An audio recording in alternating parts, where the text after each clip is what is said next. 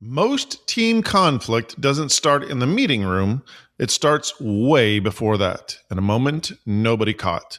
And by the time it surfaces, you're already managing the fallout instead of the cause. That is coming up next.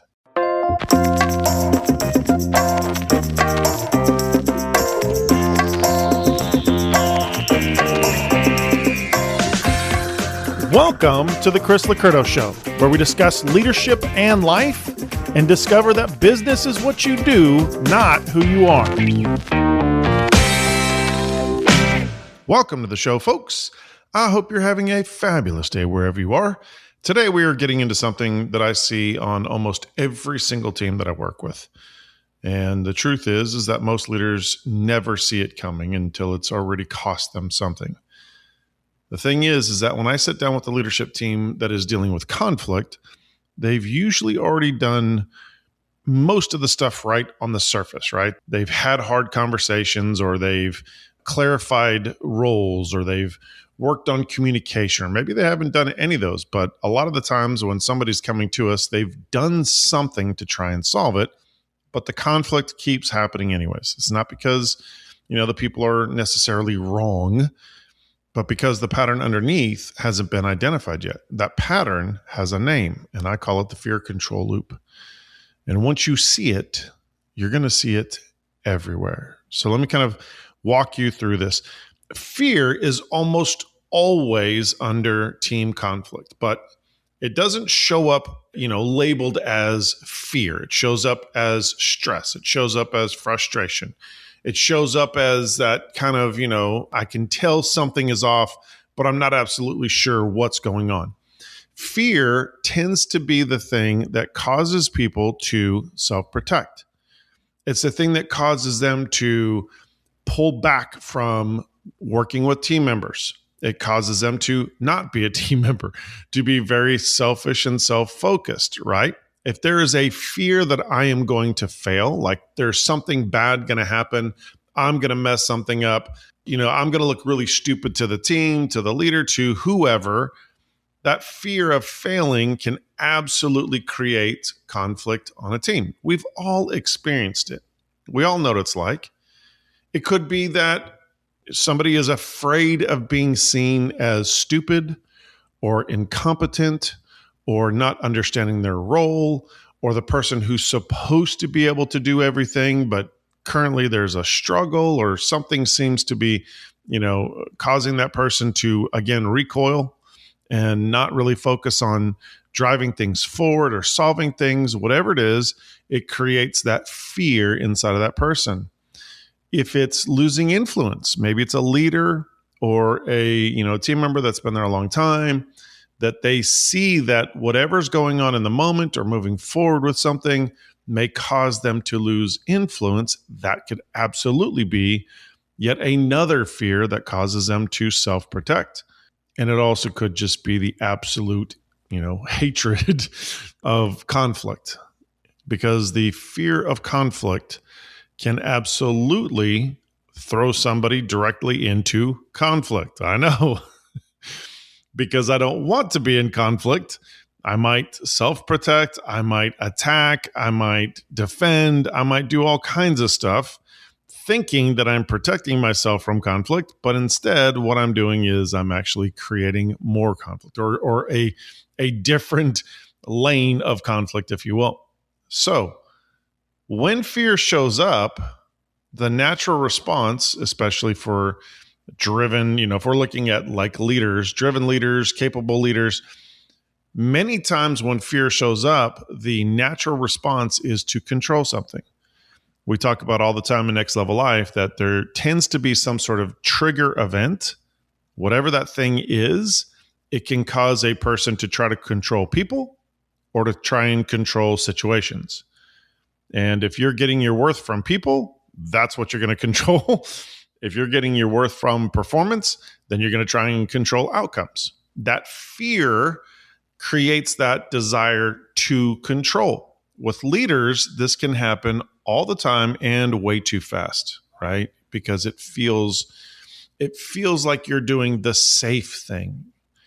Let me just grab control of this situation. Let me protect me in the process. Let me, drive to a specific outcome. That's got to be the right thing to do. It's got to be the safest thing. If I can manage the outcome, then everything's going to be great. And yet, how often is everything great when you try to control the outcomes? Or if I can manage the perception of the team, if the team is, if I think that they're going to be thinking something bad about me, or if I think that they're going to think that I don't know what I'm doing or whatever, if I can control that, then no, you're not going to be able to control that. Well, in fact, you might just enforce a lot of perceptions on the team by trying to take control or trying to control something. Or what about, I got to manage the entire room. I've got to, all these people are looking at me. I'm supposed to look like I know what I'm doing. Well, then that very fear is going to show up in how you control people, which is most likely also going to show up in a little bit of anger, a little bit of frustration, definitely stress. I can tell you one of the things that I have had to learn in life, I don't apparently show a lot of stress. My wife tells me, you don't appear to be stressed out. And I'm like, oh yeah, I'm stressed. I'm just trying to solve it as much as I can. But when I do reveal stress, then one of the things I've noticed is that some people around me take on that stress. If I'm struggling with something or if I'm frustrated with something, then because it's not something that's seen on a consistent basis, what I have found or what I've discovered is that many times that can cause other people to be stressed out as well. Well, it's the very thing that we teach leaders not to do. If you're becoming super stressed, if you're consistently being frustrated, if you're consistently being seen as somebody who has a problem or has an issue, then guess what? That is communicating to your team how they should respond as well. The problem with all of this is that fear-based controlling behavior, it doesn't create safety. It doesn't create the thing that you're wanting it to do. If you are grabbing control, if you are trying to control people, outcomes, whatever it is, situations, whatever it is, then because you think that that's actually protecting you and it's creating some level of safety, it's actually not. It creates distance. It creates other people choosing to protect themselves because you're struggling. It creates in your team this, better let him or her figure this thing out, but might as well stay away from that for a while because something's going on, don't know what it is, don't want to know what it is, just want to be far away from it. Or it could also create something that is also painful. The rescuers may come out. If you are struggling like this, then what you may find is the people pleasers may want to come and rescue you. Oh my gosh, what's going on? Can I help you? You seem so stressed out. You seem da-da-da-da-da. And then all of a sudden you're going, this is not what I wanted. What did you want? You wanted control. You wanted to feel okay. You wanted to feel like you're not incompetent. You're not stupid. You're not failing. The problem is those are all feelings. All of those feelings aren't going to change what's currently happening. You're creating a level of conflict through defensiveness, through stress, through anger, through whatever it is. You're creating a level of conflict between you, a team member, a team, and that's absolutely driving people to retreat, to maybe stick their head in the sand just to make sure that they don't get in trouble. Think about it. You've worked for somebody before that struggled, got stressed out. It looked like maybe you might get your head lopped off in the situation. Maybe you would, maybe you wouldn't, but you definitely didn't want to be in the middle of it. That's exactly the kind of conflict that you're trying to prevent, but you are actually, it's like a self-fulfilling prophecy. You're creating it. And you probably see it in your team. Maybe you do, maybe you don't. You probably notice some distance. The bad thing that we tell ourselves is, that's okay, I can deal with that as long as I feel like I'm in control. No, that's not solving anything. In fact, think about what it looks like on your team. What happens to communication?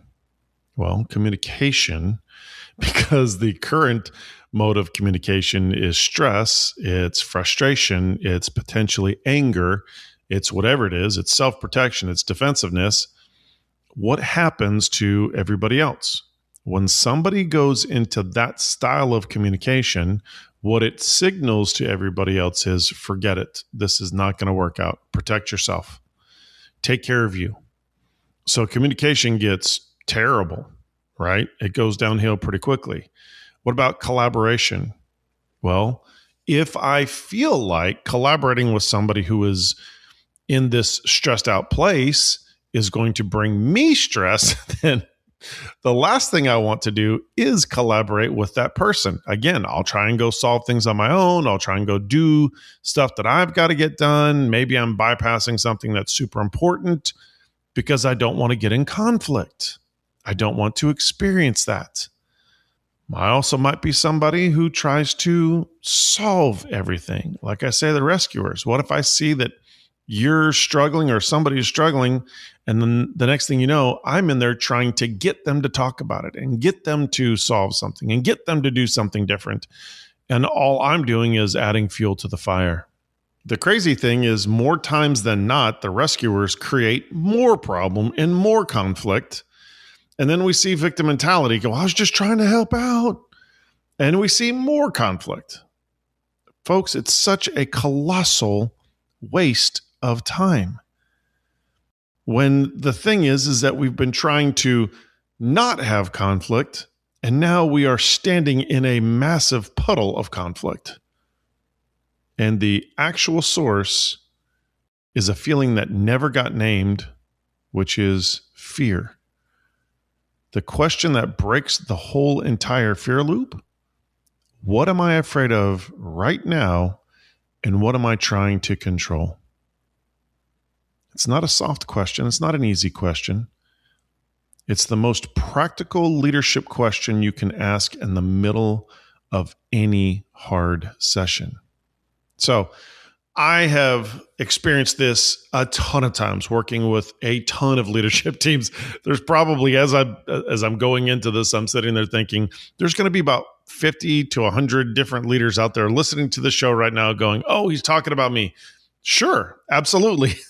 Because this is a common thing, guys. This isn't something, if you're experiencing this, you are not the only person to go through this. This happens all the time until we get it under control, until we recognize that fear is the problem, that self-protection is the problem. If we don't get out of that fear loop, then this just continues to happen over and over and over again. So I've worked with many leadership teams, tons.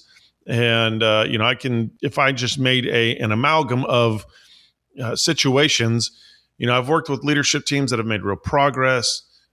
They're busting their butt. They've got better communication. They've got faster resolution. They're actually solving problems instead of just pointing out problems. They get to a place where they're genuinely building trust between each other, and then something starts to happen. Old patterns start creeping back in. Conversations become shorter. You can just see it happening. You can see people becoming defensive again. You can see people protecting their turf again. This is, I guarantee you, there's a lot of folks listening to this going, he's literally talking about us. Because I am. Because it's so many different companies and so many different leadership teams. The problem is we start busting it, getting things done well, doing really well, and then we forget, we get into this place of feeling really good and safe, and then something pops up or somebody makes a comment or something goes wrong, and those old patterns start creeping back in. The moment of honesty is when I ask leaders in these types of situations, hey, when things started going sideways, what were you actually feeling? And I will get some of the best responses. Some leader might say, I was afraid of losing momentum. We were busting it. We were doing so good. And then I saw this thing happen, or, I had this question about, were we getting something done? And So instead of just, allowing the process to work, I started pushing harder. I got fearful that things weren't going to go the way they should, that things were going to start to slow down. So I pushed harder. I've had other leaders that have said things like, I felt like we were doing so much great stuff, but all of a sudden now I'm not, my work isn't being seen. And so I stopped sharing as much because apparently it doesn't matter. It's not being recognized, which again, that should never be a motivating factor, but sometimes it truly is.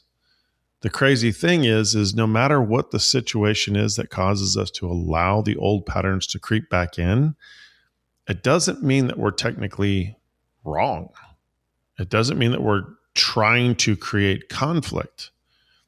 What it does mean is we're seeing something start to happen, and we've been here before, and this has hurt before, and this has been a struggle before. And so instead of overcoming with new information, with new patterns, with new processes, sometimes we allow the old process to creep right in. Sometimes we reach for control as quickly as possible through pressure, through withdrawal, and we don't even realize that we're doing it. So what shifted? We were doing good. Now we're not doing so good. We were doing good. We start going back to our old ways. It wasn't a new process. It wasn't a new structure. It was one situation that caused one or two or many people to become fearful. What we should do is we should become incredibly curious before we ever become controlling. When tension shows up, maybe it's in a meeting, maybe it's in a one-on-one, and someone gets defensive or someone's going quiet or someone's pressing too hard, instead of reacting to the behavior, which is so common in so many people, instead of reacting to the behavior, start asking about it. Not in a very accusatory kind of way. That's not going to help out. But one of the things that I like to do from time to time is just say, hey, how are you feeling right now? Once again, I know a lot of leaders are like, yep, he's asked me that question. How are you feeling right now? I don't want to call out that somebody's being defensive yet. I don't want to call out that somebody is struggling. What I want to do is ask them a question that is not me accusing. It's me asking for perspective. How are you feeling right now? What's going on? What are you experiencing? It's great to use that phrase right there. What are you experiencing means that I'm not accusing. And it's giving the person the ability to not to have to be crazy defensive, but instead it's allowing them to think, to process, to be able to focus on what are they feeling? What are they experiencing? And the great thing is with so many people and so many leaders, what I find is if I don't put them on the defensive by accusing them of something, but instead ask a question that they feel like they have to answer, the great thing is that they tend to answer. And that helps me to get to some level of understanding of what's going on and what's happening. And almost every single time, the answer that comes out is not what the conflict looks like on the surface, right? Because think about it. How many times do you look at somebody who is starting to have an attitude or be defensive or self-protective and you're thinking, why are you being a jerk right now? But if you dig in, almost every single time, what I have discovered is that it's something like fear of failure, fear of being blamed, fear of looking stupid, fear of being left out of a decision, fear of appearing like you don't know what you're doing, fear of that they've worked on something so hard and that progress is all going to slip away. It's almost never just that somebody's having a bad day. That does pop up too. We've all been there. But almost every time there is an underlying fear in this fear loop that we're talking about. Once it's named, if I can name it or help somebody to see it, every single time the control behavior just dissolves, like immediately. Because not only do they recognize what they're struggling with because it came out of their own mouth, but they also see that somebody is not judging the daylights out of them. They also see that somebody is not, hitting back on them or trying to make them feel bad or feel guilty. And if I stay in control of myself without losing it, then it helps them to not feel like they have to self-protect so much. I can tell you that conversations that I had in my early days as an early leader that would take very long, an incredibly long time to try and solve, now takes 10 minutes, takes 5 minutes. If it's somebody who's close to me, it takes 30 seconds because we don't spend time fighting about the surface and what appears to be going on. Instead, we dig in and find out what's actually going on. That's what happens when a leader decides to lead from self-awareness instead of self-protection. So let's kind of reframe this. The next time conflict shows up on your team or in yourself, do not go straight to the behavior. Just don't do it. I know it's super tempting. I mean, unless it's really bad behavior, there are times, there have been a couple of times, not many, not even a few, just a couple of times in my leadership career where I had to tell somebody, hey, take caution with that tone, because it was so out of control that was unacceptable. It was becoming very insubordinate. That is such a caveat right there. It's only a few times. So do yourself a favor. Try really hard not to go after the behavior at first. Ask about what's going on underneath. When you do that, hey, what are you experiencing right now? What are you concerned about? Anything? Is there anything that you're afraid of right now? Don't ask IDs that. They will say they're not afraid of anything. But if you just ask what's going on, then you might get that answer. If you can even get to a place of, hey, it feels like you're trying to control, after asking what's going on, what they're experiencing, and they give you some information, it feels like you're trying to control that by this. Do you agree or do you feel something else? If you can do that and get them to a place where they see how much they're self-protecting, you might be blown away at how quickly they can come out of that and start solving problems. So something you have to understand is you may not be able to understand exactly what they're feeling. You might not be able to verbalize. They may not be able to verbalize exactly what they're feeling at the moment. That doesn't matter. You don't have to, say out loud the fear that they're struggling with. You don't have to have that answer. But naming that there is something internally going on will change how everybody shows up in the next 5 minutes.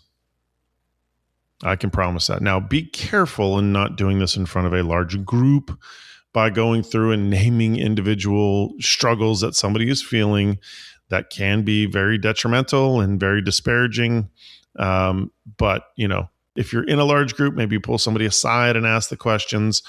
Or if it's a very trusting group, we have our leadership team. If I was to say, hey, what's going on right now? There is no problem. Our leaders are going to be very clear and explain it, and we all love each other and support each other. So just understand the situation that you're in. If you can help people to create a team culture of understanding that if somebody is struggling with a behavioral pattern issue, a fear-based issue, that just by being empathetic in that situation and just caring enough to ask what's going on or ask how they're feeling or ask what they're experiencing, you can create that in your culture where people don't just respond to bad behavior immediately. Instead, they try to help out. They try to understand. Everybody's been there. Everybody's had an off day. If we can start there culturally, then we'll be blown away at how much we not only help people to not struggle, but how much we build trust in our entire culture. So this is where everything starts to shift. The more we focus on this, the less conflict we're going to experience. The more we focus on this, the sooner we could get over conflict if we help people to recognize what's going on. The truth is, your stress isn't a time problem. It isn't even a people problem. Most of the time, it's a fear problem. So if this hits home, come find me on Instagram at Chris Lacurto. I talk about this stuff every single week. Real leadership, real teams, real situations. Well, folks, that is all the time that we have for today. I hope this has helped you immensely. As always, take this information, change your leadership, change your business, change your life, and join us on the next episode.